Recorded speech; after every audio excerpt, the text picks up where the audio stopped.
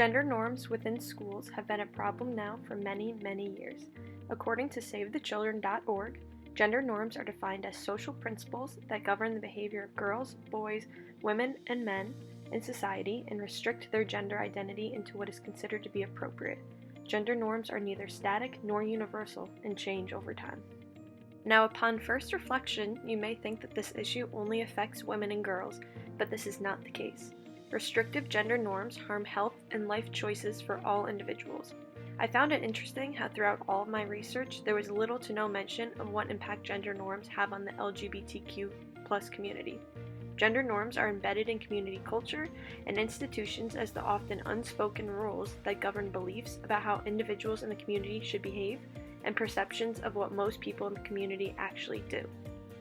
It's important to note that gender norms do not operate in isolation. Rather, they are a part of a web of other norms, beliefs, and practices and are strongly influenced by the socioeconomic context. Schools often reflect, replicate, and reinforce these gender norms that are found in the wider society. Although gender norms affect all genders, it's important to mention how they disproportionately affect girls. More than 575 million girls live in countries where inequitable gender norms contribute to the violation of their rights, such as health, education, marriage, and gender-based violence.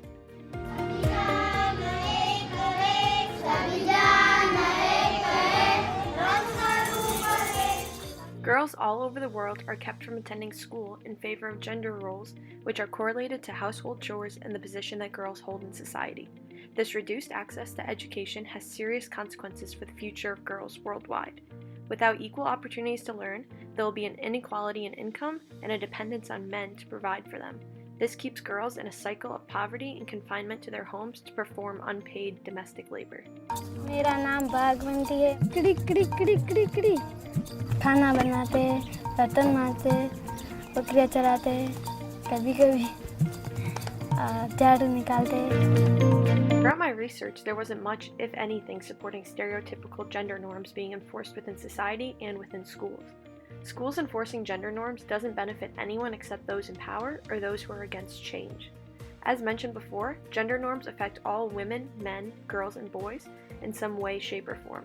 Even if the impact is not direct, it still most likely affects them in some way. How does education change gender norms?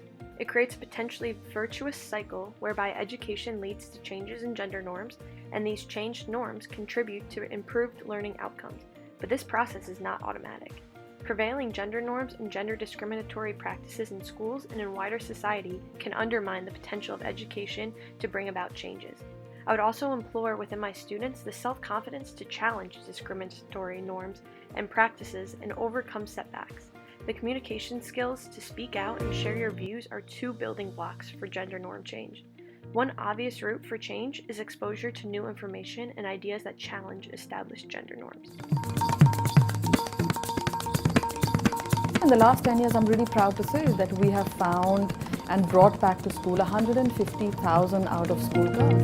In countries where families can't afford to educate all their children, boys are often prioritized.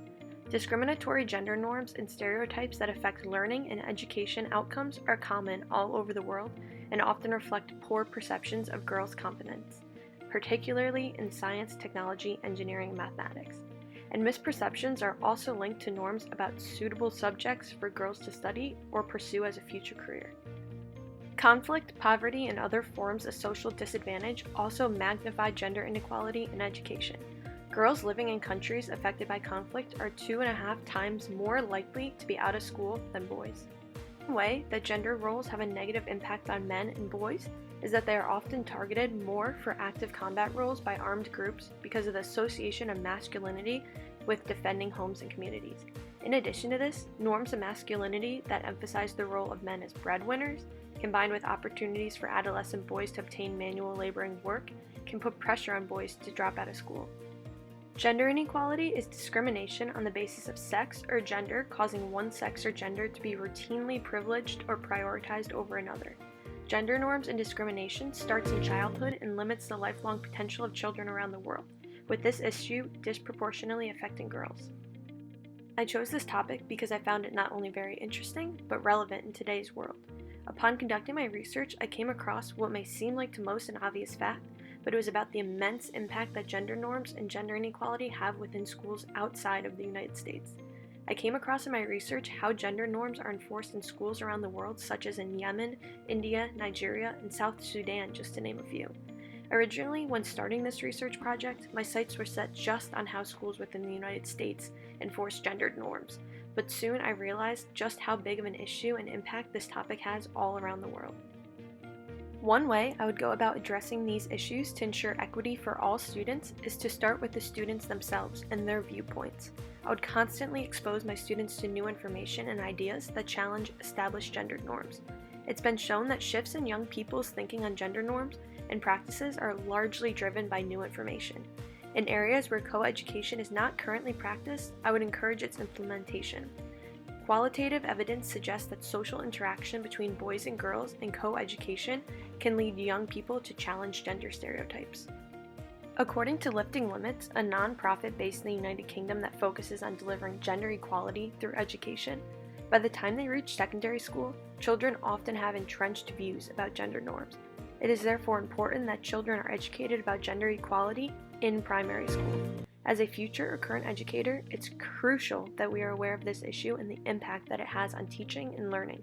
For example, girls with disabilities, particularly learning disabilities, are more likely to be excluded from schools than boys in most contexts.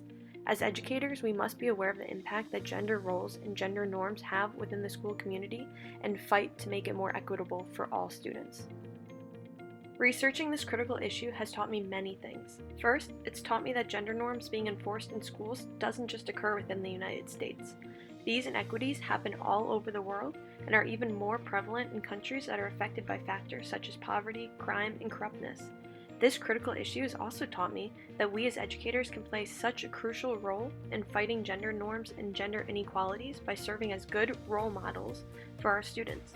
For example, role models such as teachers, classroom assistants, mentors, counselors, and visiting speakers can also raise girls' aspirations by demonstrating that educated women can work in a variety of careers.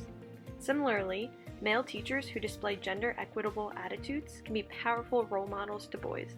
This issue of gender norms being enforced in schools is not one that will be eradicated overnight, but it is an issue that every single day we can work to fight against.